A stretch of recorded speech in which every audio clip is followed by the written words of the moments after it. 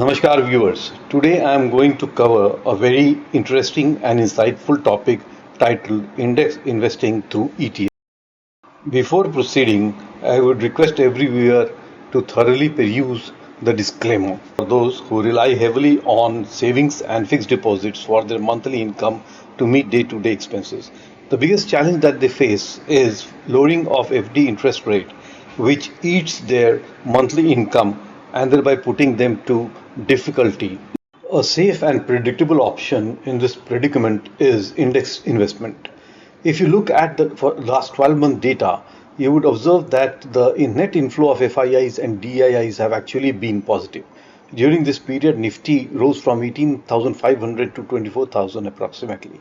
Nifty turnover has also been very healthy, indicating market strength and optimism. And the PE ratio of Nifty has been more or less stable against a rising earning per share for Nifty 50 companies. So it is easy to make out that Nifty 50 companies have shown significant growth, earning per share a healthy 15% growth, and PE has been roughly stable, indicating rising trend in Nifty 50, which itself has grown by a CAGR of 30%. So without being nervous and confused, investment in Nifty 50 index makes a lot of sense. But buying one Nifty 50 will roughly cost around rupees 24,500. So buying 100 Nifty 50 will require an investment of rupees 2,45,000 approximately. This is quite an amount for a retail investor. Is there a better option? Yes, an expert mentioned about exchange traded funds. Now, the good thing about ETFs is that they are tradable as equity.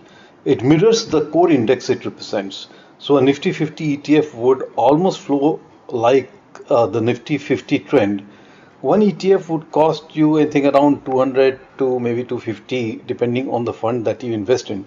It has high liquidity, and most importantly, the expense ratio, that is the transaction costs, are also very less. There are direct and growth options when dividends are declared.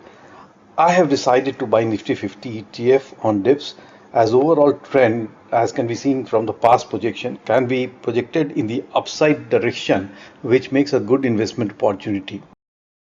There are certain precautions to be taken though. Investor in ETF must understand about ETF from a financial expert. If you all write ETF in the comment section, I'll be encouraged to make a separate video on ETF. Investor must check expense ratio of different fund houses before decided in which to invest.